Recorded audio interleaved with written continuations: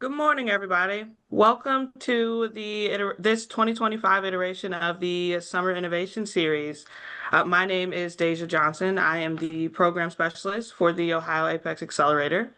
And today is the second of our seven-part series where we get an opportunity to sit with you all and talk for a week or for an hour each week about all things innovation. In this series, you will have several different virtual training sessions, all designed to help you to compete and enter the innovation landscape as a small business supplying to the government supply chain.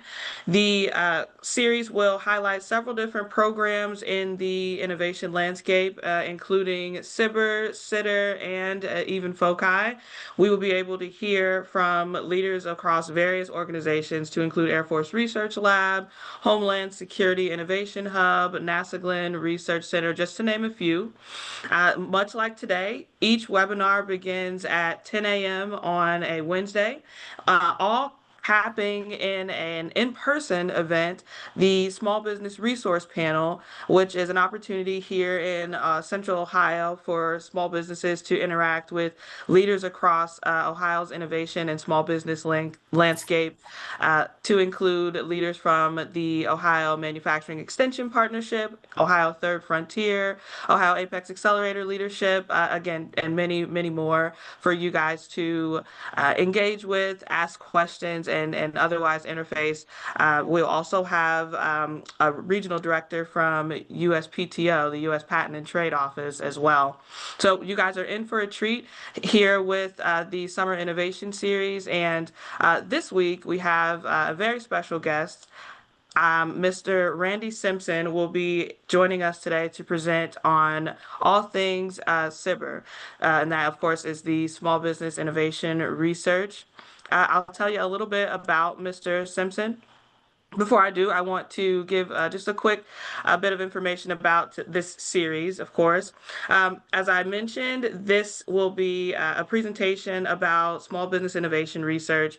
And with that, Mr. Simpson has a ton of information that he's going to provide to you today, all of which will be made available both in this recorded series that will be posted on YouTube, as well as the presentation that Mr. Simpson will share today be made available to all those in attendance. Additionally, if there are any questions throughout the presentation today, please feel free to drop that information in the chat. As I mentioned today, he has quite a bit of information that we want to share with you all. So if we don't get to all the questions, I'll be happy to provide both his email address and an email address for the Ohio Apex Accelerator for you to contact your local procurement specialist, contact Mr. Randy Simpson himself in order to get some of your innovation questions answered. With that, I want to tell you just a little bit about Randy Simpson before I hand it over to him. Randy Simpson has over 40 years of experience in directing teams for engineering protocols, programs, and projects across both the aerospace and defense industry.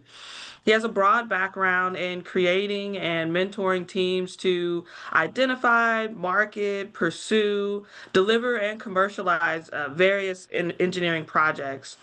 Randy presently is the COO at TechOpp Consulting, where he provides cyber opportunity identification, execution, and technology transition services to over 30 small businesses nationwide.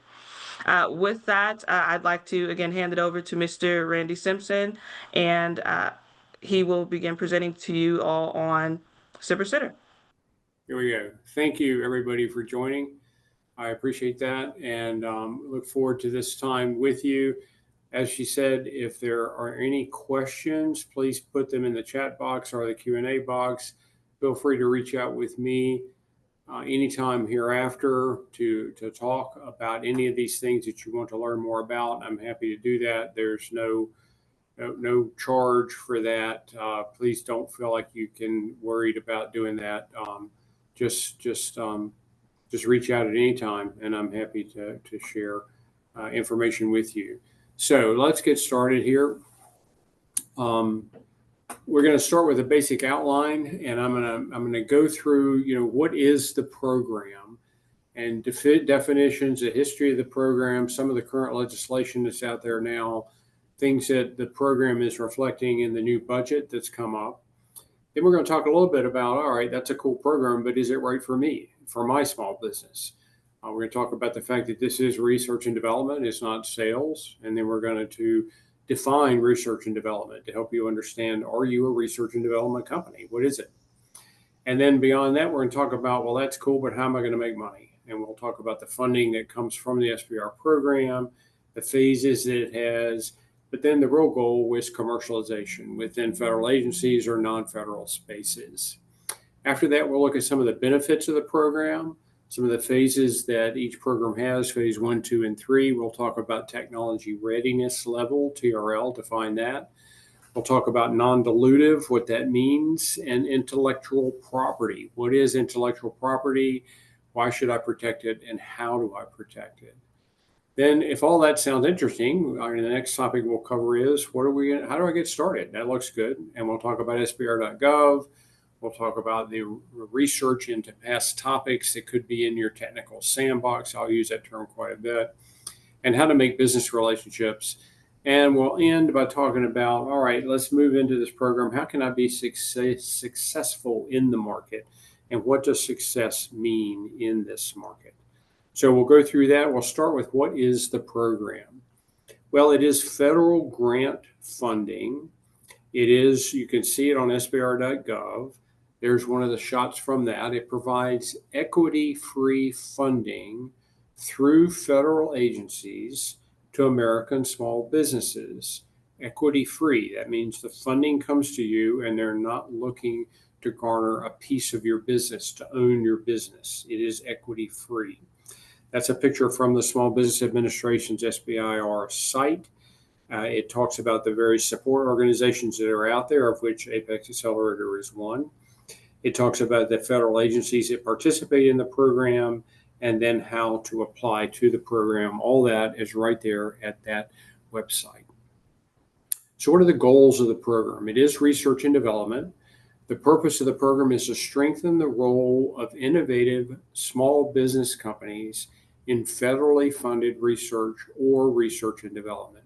Specific purposes, and this comes right from SBA's website: stimulate technological innovation, use small business to meet the federal needs, and foster and encourage participation by emerging and undercapitalized small business companies. And then increase private sector commercialization of those innovations. So once you've worked on an SBIR project and you've progressed your innovation to the point of being a product or a service, how do you take that and move it into a commercial commercial market? Therefore, you're going to increase competition, productivity, economic growth, and the gross national product of the country. So here's some of the numbers, the amount of money that are available. The program has two elements. One is a Small Business Innovative Research Program, SBIR. And as you can see, there were over $4 billion designated for this program in fiscal 22. I know that seems a while ago, but that's the latest data available.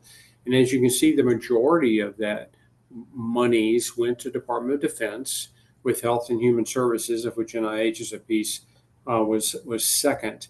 After that, you see other agencies like NSF and NASA and Department of Homeland Security and so forth. So those are the amounts of money in that program, $4.1 billion. The STTR program, on the other hand, is one in which you need to have a research institution as a partner. The small business is still the prime. The small business still owns the contract, but you need to have a research institution on your team. As you can see, it's a much smaller amount, but still $618 million is nothing to sneeze about. And that accounted for $618 million of work. So let's understand SBIRs and STTRs. The overview is it meets the research and developing needs of the sponsoring program. So that would mean USDA, Department of Defense, Navy, Air Force, whatever, and commercialization of that new technology. So once the technology is developed, how can that become a product or a service that you're selling? And how to generate new technologies, and to encourage underrepresented groups, especially areas in emerging states. And it does encourage technology transfer, and technology transfer is an interesting subject.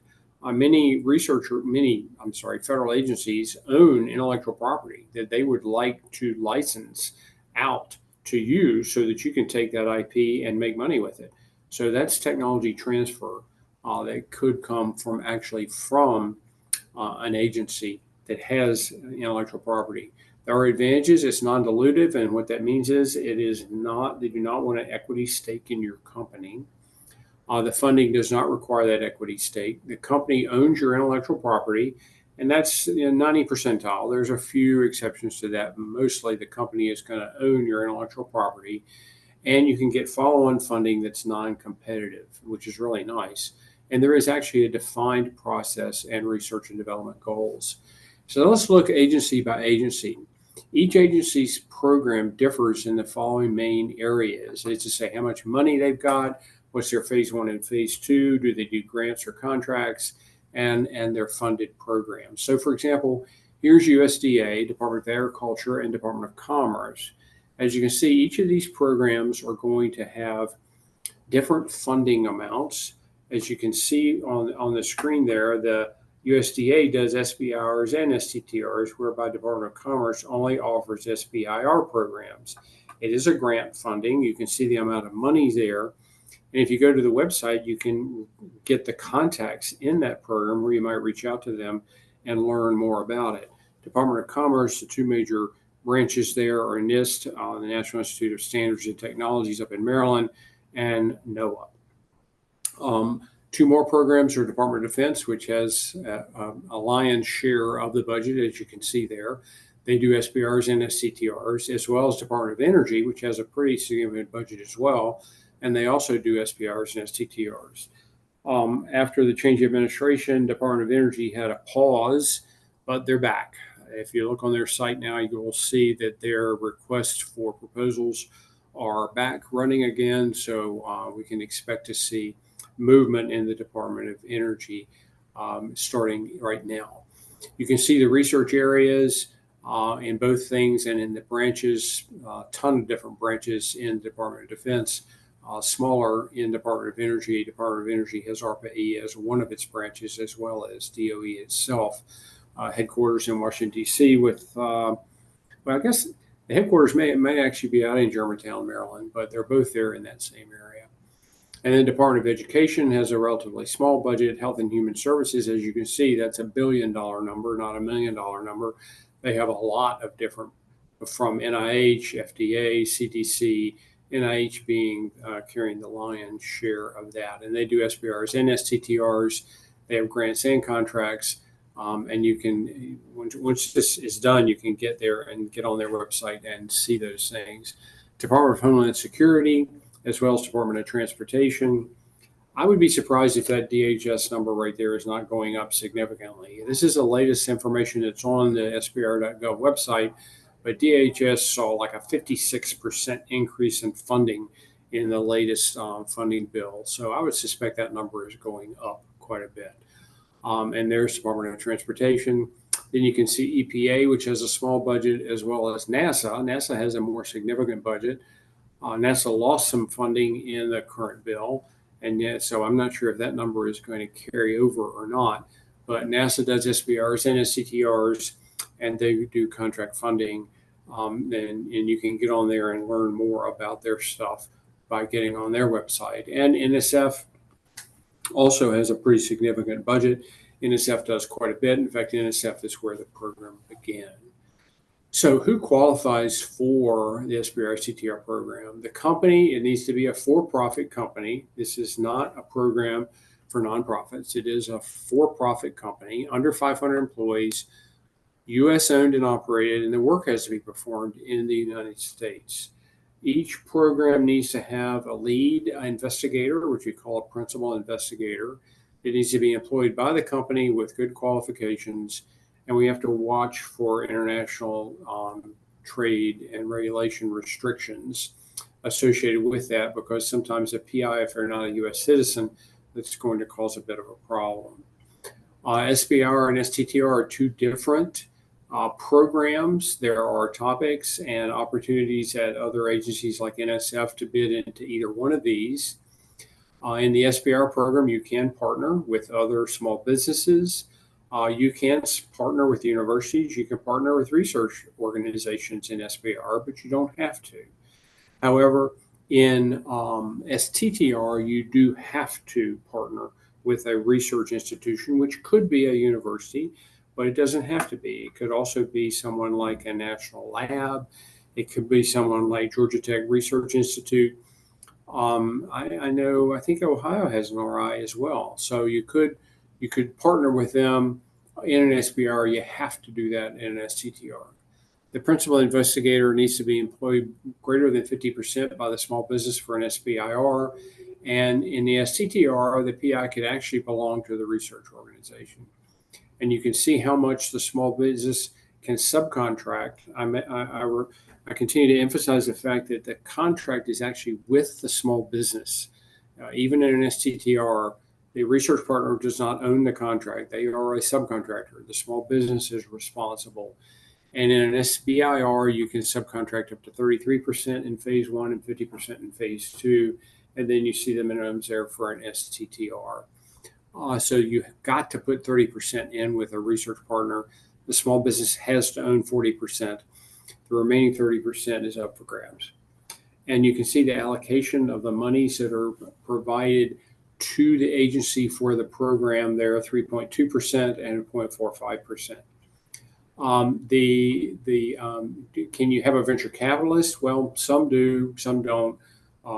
The SBIR program allows some, but STTR, no venture capital owned businesses. And you can see the different agencies involved there. So let's talk about the program. It is a long-standing federal funding program. It began back in 1970s when Ronald Tippett started the program at NSF. The actual SBIR program was created in 1982 through the Small Business Development Act.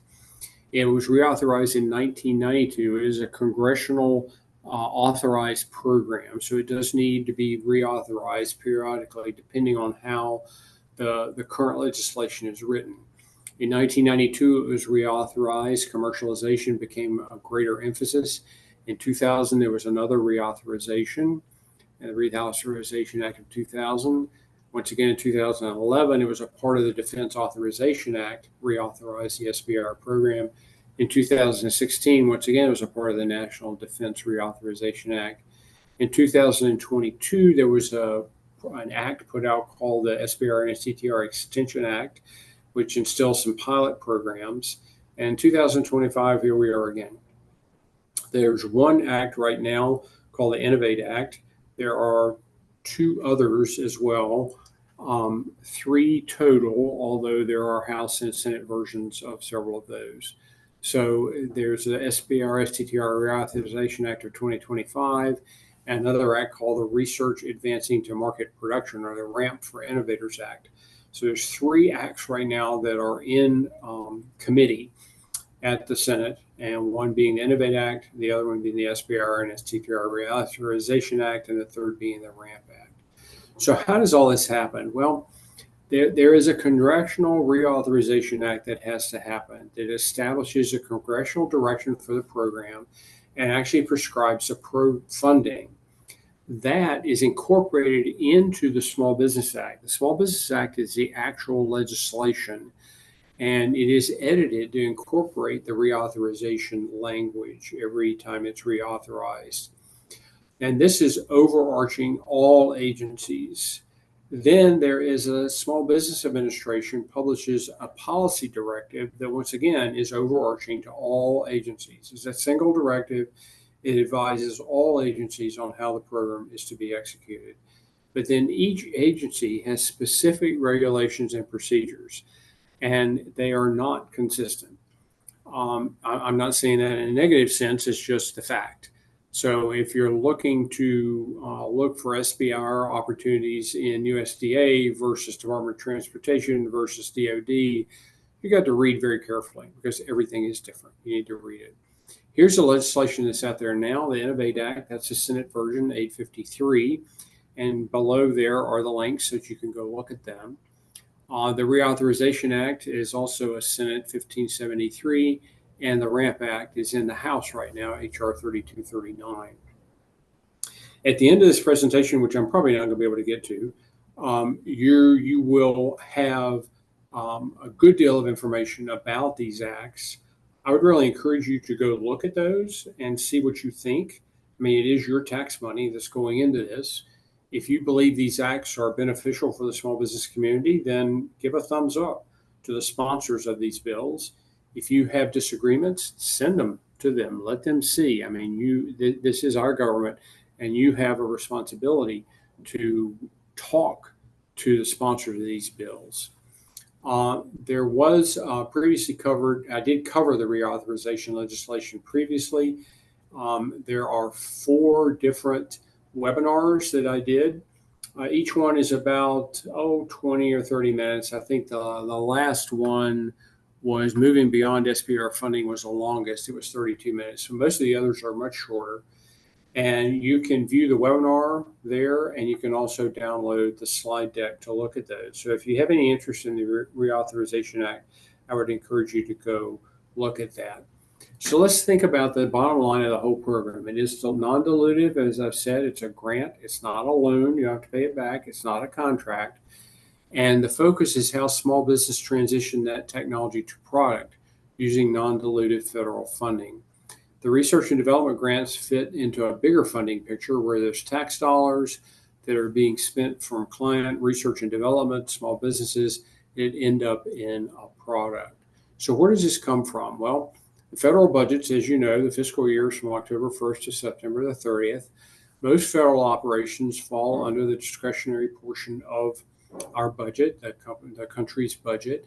And agencies with research, development, testing, and engineering fall under discretionary, and the budget is allocated by a color of money. As you can see, that's our 2025 right there. You may not want to notice the fact that our outlays are more than our income. A country doing that's kind of interesting. You and I couldn't do it, right? Or not, we wouldn't live for long like that. But there's a discretionary, as you can see, is 1.8 trillion. The mandatory is 4.1 trillion, and then we have almost $1 trillion in interest on our debt, which is another issue. There's a distribution of discretionary spending, the 1.8 trillion. You can see 960 goes to non-defense, 850 to defense, and then there's the budgets for each of those, the top level distributions. The stars here are where the Small Business Innovative Research and STTR programs are. SBIR falls under RDT&E and defense, and science, space, and technology under non-defense. And here's the reference. If you would like to go look at that, you can click on that link and go find it. So the bottom line, this is tax money that's being spent, so let's benefit, right? Research, development, test, and engineering is not going away regardless of what happens in a budget. It's never going away. It's going to fluctuate with agency budgets, and the budgets are yet to be finalized. There are clear winners and losers. If you've looked at the recent budget that was passed, you'll see that. And there is an upcoming slide that will go through that in great detail. The program uses the RDT&E funding. There's 3.2 of the agency's funds go to SBIR and STTR. The RDT&E, Research, Development, Test, and Engineering budget for each organization is pretty large. And so what you're looking at is about 96.8 of that budget is being spent outside of the SBIR STTR program, but inside at 3.2%. That's a tax on agency budgets. So most agencies notice that tax, and they're like, hey, I want to benefit from that tax, so I'm going to write topics to use that money that I've been taxed. It's like you've got a pothole in front of your house on the road, and you call your elected official and say, hey, I pay my taxes, I want this pothole fixed. Well, that's the way the federal government is as well. So here's the funding priorities. The HR 1 was signed on July 4th. It is a legally binding reconciliation package. And this comes from this concurrent resolution that the House puts out that establishes a congressional budget for the federal government and sets forth levels for fiscal 26 through 34, actually. It's interesting that the levels they put out are actually having to do with the deficit, but that's kind of interesting. You might or might not want to go read that resolution. And it does provide reconciliation instructions. So this one big, beautiful bill act, and I didn't make that up. That's not just slang. That is actually the name of the bill. And by every agency, there are the detailed changes that happen. I went through and looked at them a little bit more specifically. DHS, as you can see, 65% increase in budget. That's a big thumbs up. DoD, 13%. That's a big one. The Golden Dome, shipbuilding, Space Force. There's a lot of things going on there. We're actually going to Huntsville next week to sit through the Golden Dome review that's being done by Department of Defense. TechOpp will be there. DOE lost about 9%. USDA had about 18% loss. NASA, according to the budget, is down about 24%. NSF was the big hit at about 56%, as you can see. So there are definitely winners and losers, EPA being a big loser as well. DOT actually increased a little bit, as you can see there. So let's look at the funding by agency so we can understand the opportunity. I know this is eye chart. I don't expect you to look at it very closely here, but later on you can look at that and you can see the 2026 discretionary request by major agency right there. And what you'll see is there's a continuing resolution budget, which is the way we operate, it seems like more than any other time. Here's the bill that was passed, and those are the numbers associated with that. And this is how much the dollars changed and what the percentage change was. They're clear winners and losers. You can recall the previous slide I went through, but this should guide the small businesses' focus on which agency to go after. I would encourage you to go after agencies that have money. I guess that's pretty obvious, right? Okay, so is this program right for me? What does a firm look like? Well, as I said, for profit, U.S. owned and operated, under 500 people. You go do the work in the U.S. The work is on performing research and development. It's not purchasing equipment. It's not commercializing a technology that's already been developed or anything that has a very low risk and only needs capital. That's not what this is. This is research and development. It's not sales. This is not a hammer looking for a nail. It is an engineering process beginning with use case requirements. You're developing a solution for someone else's problem. Yes, I know you've got technology. Your technology is no doubt wonderful, but this is tailoring your technology to help someone else. And you can only do this if you learn how to listen to their requirements. I put these three little bullets in here. This is a listening class I took one time to help me. I'm not going to say whether my wife signed me up for it or not, but there's three types of listening. One is where you don't hear anything that's said. The other type of listener is one who listens and hears until you want to start formulating your response, and then you don't hear anything after that. The third type of listener is someone that hears, stops the speaker and says, "Is this what you said?" to validate what was said and truly understands. That's really important when you're listening, especially when you're listening to agencies that have problems. You want to learn from that. I guess many of you may have seen the Field of Dreams movies, right? If we build it, they will come, right? The guy's walking out of the cornfield. Well, I will tell you right now that that's only in the movies. You're not going to build technology that you think is wonderful and have people lining up at your door. If you don't go to the trouble to reach out and touch people who should be interested in your technology, you're not going to have a chance of selling it. It is very important to do that. And that's one of the things that TechOpp does is help people learn how to do that and do it for them. So what's not SBIR CTR? The program, as I said, is not for firms with a hammer, looking for a nail. I know what I'm doing. That's not it. If you've developed a product looking for sales, there are other avenues to federal procurement funds, primarily at sam.gov and historical spending on usaspending.gov. And if that's your world, talk to me afterwards. I can help you understand that, but that's not what SBIR CTR is. It's research and development, a need that is not currently addressed in the market, or the satisfaction of the need is cost prohibitive and not available domestically. So that's what R&D is. Are you an R&D company? This is one thing that I think is important to think. Am I an R&D company? Do you like solving other people's problems and challenges? Can you listen? Can you visualize a use case that is foreign to you, where someone explains a problem to you? Are you able to visualize that and understand it? Do you have a systems view and see how your stuff fits into the bigger solution for them? And ask the right questions. Understand key performance parameters. KPP, that's a term that I'll use throughout this presentation. And what that means is what's important to the end user in their operations. All right. If it's someone who's flying a quadcopter, for example, and their mission is to fly that quadcopter, and here in Blacksburg, we're famous for delivering burritos. So if you're flying a quadcopter to deliver burritos, what's really important to you for that quadcopter? Well, weight, the how far it will go, your ability to control it, how much can you pick up, how much weight, right? I mean, these are what is referred to as key performance parameters, the things that are important to the pilot. And you may not really understand those things, and that's why it's important to reach out and talk to them. And the idea here is if I'm successful in developing this technology, what is that going to mean to you, the person who's, in this case, flying the drone? What would it mean to you if I could take that battery and give you the same performance and half the weight? What would that mean to you, right? You want to learn those things. That's important. So what is research and development? Well, there's key characteristics of an engineering design process. It's iterative. Engineers often return to the previous step to refine the design. It's collaborative. It's a teamwork. It's solution oriented, practical, effective solutions, and it's user centered. That's probably the key element is understanding the needs of the end user. That's really important.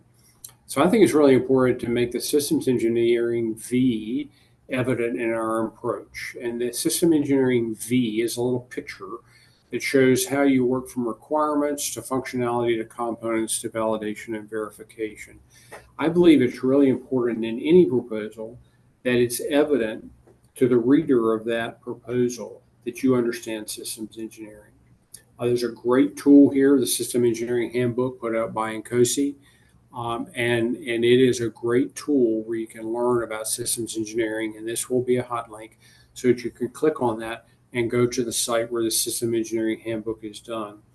It's important to have a systems perspective in my approach, in my suggestion anyway. Engineering design, how is the design done? When you're writing a proposal, when you're thinking about being an R&D company, you need to understand this process. I mean, you need to understand how to identify the problem, how to research and gather information, define the requirements and constraints, and brainstorm and develop possible solutions. But this is what a research and development company does. They select the best solution, and then from there, with additional funding, which would typically be phase 2, we'll cover a little later, you develop and prototype a solution, test and evaluate it, optimize it, implement it, manufacture it, monitor, and improve it. So that's what engineering research and development is. The program is set up for companies that know how to do what's on that slide right there. So how do you make money? Well, it's a 3-phase program.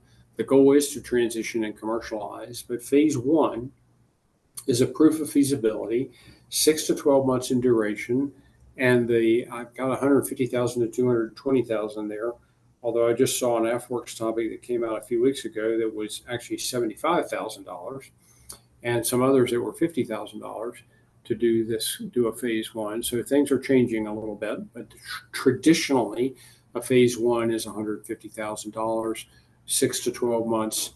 The deliverable for a phase 1 is typically a paper report that proves the feasibility of your solution. It has to be done empirically using engineering to prove that feasibility. Phase 2 is typically where you build a prototype of the unit, a first unit, or if it's it transitions your technology into the federal government, maybe, or into a commercial market, but it is funding that's not from the SBIR program. Typical acquisition life cycle, I put this in here because I don't want you to think that this is quick money. It's really not. Typically, you end up in pre-solicitation marketing, you prepare to bid. The announcement would open from the government. Typically, and I will show you a schedule that comes up here lately. That's in month 1. The announcement will close in month 3, and that's the point at which you can no longer talk to the topic author. You will get a notification in month 6 if you've submitted a proposal to this, and if you are successful or not. Then the award of the phase 1 contract in month 7. You complete phase 1 in about month 16, assuming the phase 1 is 6 to 12 months. The phase 2 proposal submitted, then the phase 2 award if you're successful in about month 18. You complete phase 2 after 2 years in roughly month 42. Now, often phase 2 projects are going to have a second phase 2. That's not unusual at all, which would start in month 42 and complete much later, like in month 66. You would head to phase 3. These are technology readiness levels, which I will describe on the very next slide. But the point being, the typical acquisition timeframe through an SBIR program is one that can have a timeframe of greater than 5 years. So getting into this program, you get a little bit of money to start, right? In phase 1, you get a little bit more in phase 2.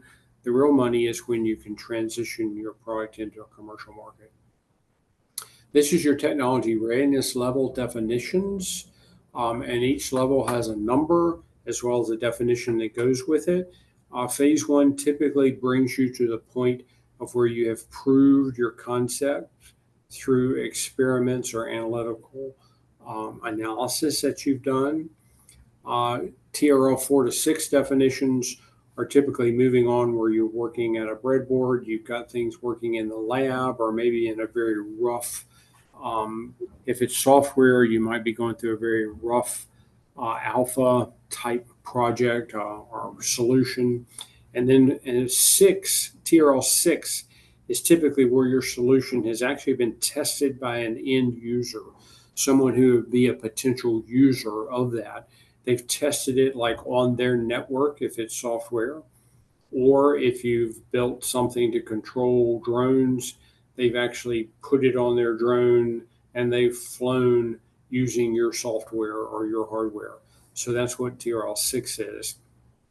It is very, very use case specific. All this is, you could develop technology that would work really well for drones, airborne vehicles, and then you want to transmit it over to underwater vehicles, uncrewed underwater vehicles, and you might have to back up and do a lot more work, which meant your TRL would actually go backwards a little bit for a different use case until you had built that up. And then 7 through 9 is where you actually get to the point of TRL 9 where your product is in the field and you are making money. Commercialization is obviously one of the main goals of this thing, and the government does fund technical and business assistance. It's extra funds for commercialization that many agencies offer. In the BAAs, you can look in the specifics there, paragraph 1.9, it'll show you that. People that are bidding to a phase 1 or a phase 2 can request TABA to add a commercialization expert to the team. In many cases, it's in addition to the grant. So the agency is offering you money in addition to the grant to help hire someone to hold on to the commercialization focus. You're doing the technology, they're doing commercialization. You do need to specify a TABA provider. And in fact, some of the new legislation says that TABA is going to be totally discretionary, that every single procurement, the small business is going to be able to choose their own TABA provider. Right now, that varies quite a bit. Sometimes agencies will provide TABA themselves, and sometimes they allow you to go out and choose a TABA provider. The new legislation, one of the elements in the new legislation says that all TABA providers are going to be discretionary. We do qualify as a TABA provider. That's probably the biggest piece of our business, about 85% of our business. We qualify as a TABA provider. All we need is a topic number, and we can provide what's needed for that. There are benefits of it, and you can see that. Like, for example, in Navy, they describe that TABA is to assist them in making better technical decisions, minimizing technical risk, and commercializing the product. And it should help you commercialize. Hiring a government-funded subcontractor lets you focus on the technical aspects. What you could expect from the technical and business assistance is to brainstorm with the team for commercialization strategy, interviewing the agency technical point of contact. In other words, who do you report to at the agency that is funding your SBIR? The TABA vendor will talk to them to learn about programs of record, prepare market surveys to show which markets are available for your product, and identify specific companies or programs of record or decision makers, and reach out and create those business relationships so that you can learn those end user use case specifics. Remember when I talked about listening This is really important. And being able to get to the right person who is really the user, that's one of the biggest challenges that small businesses have, is they've got funding from the federal government, but who is actually going to use this thing? Oftentimes it's very hard to find, and that's what a TechOpp vendor can help do.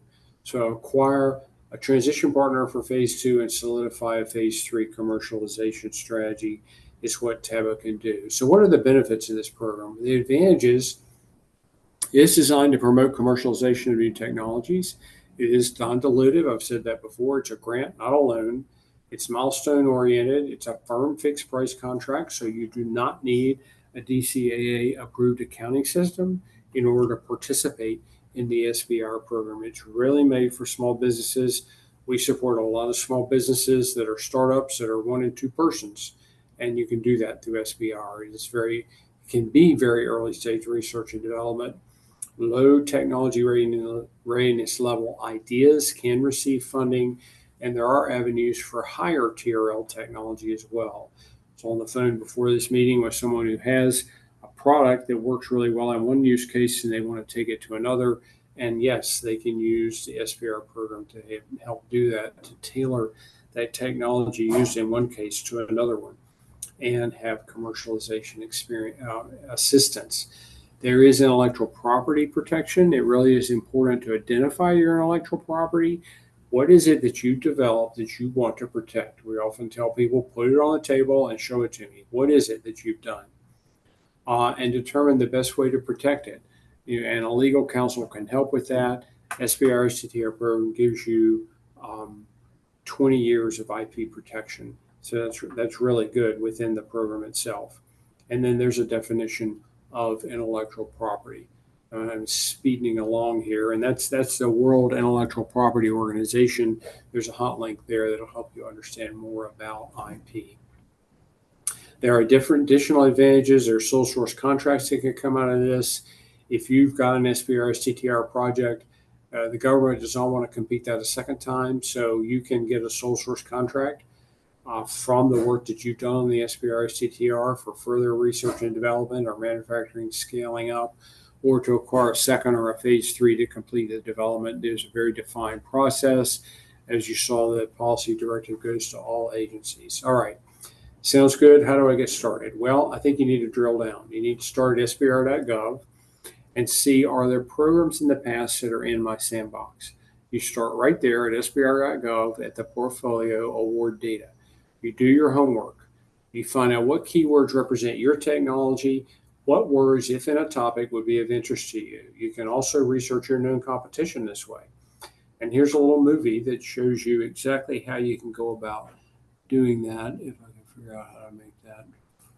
Oh, there you go. As you can see, I got on that website, I searched for nanomaterials, I hit search, and it came up with a total of 1,200 opportunities. As you can see, as we scroll, these opportunities are from the Air Force, Army, NSF, DOE. These are all previously awarded opportunities that have to do with nanomaterials. And there's several pages of those. You can scroll down and find many. There's Navy, there's NASA, a lot of different agencies. The goal being here is you want to find out which agencies fund this technology if I'm in nanotechnology, and you can see that right here. You can also drill down into any given award, and you can read the abstract for what that company did. And you can read that and say to yourself, whoa, I could have done that. And that is a way to get started in this program. I think that's very, very helpful to do this type of process. And there we go. So if you send me your topics, I can do SBIR.gov research. I can identify topics that are in your sandbox.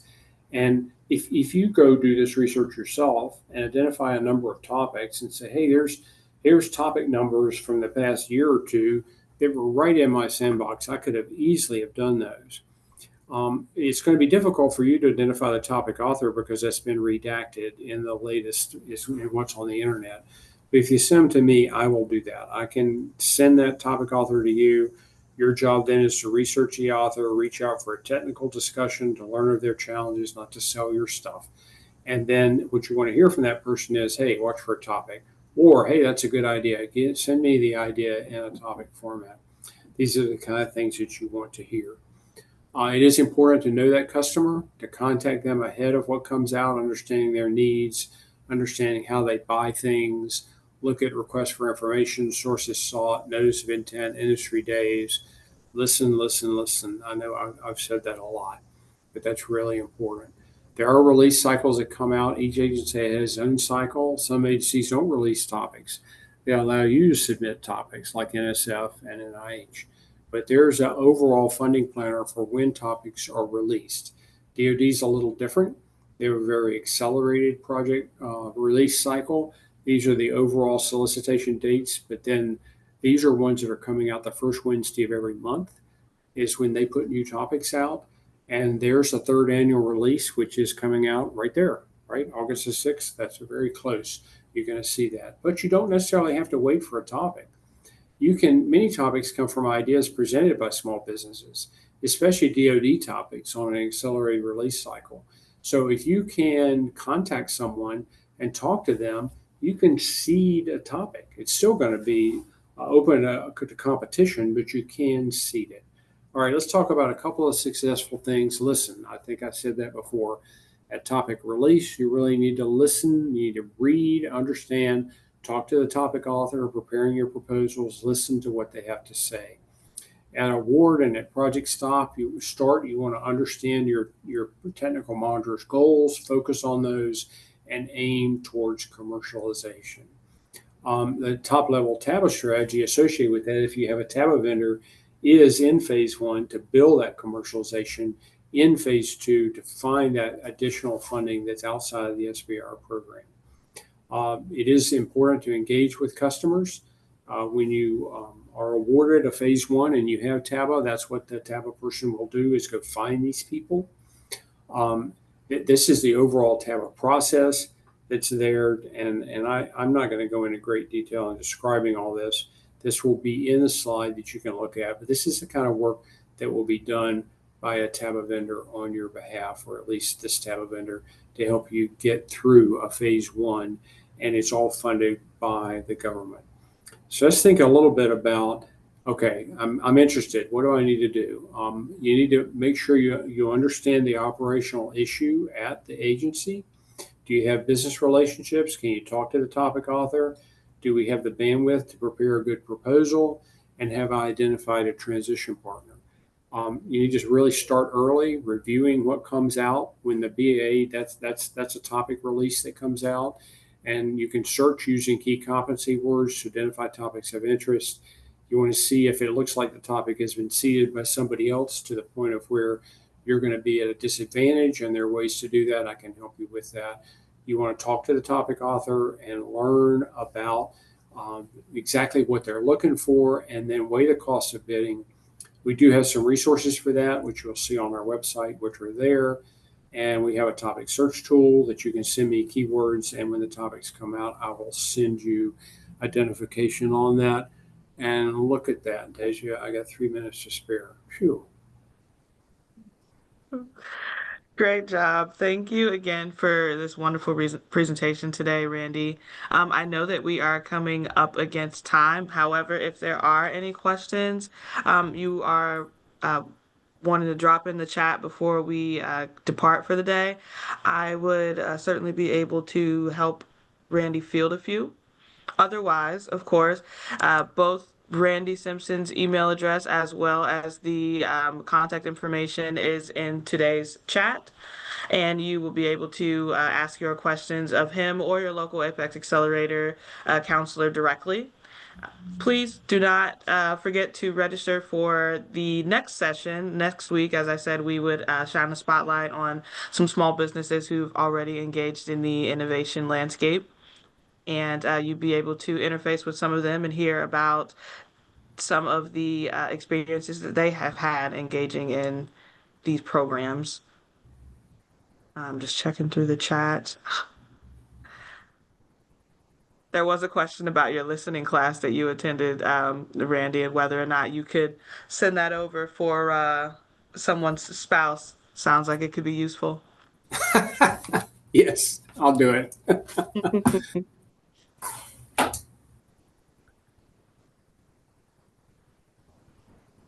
Okay, I'm not seeing anything come through the chat, so likely we'll be receiving some emails with questions.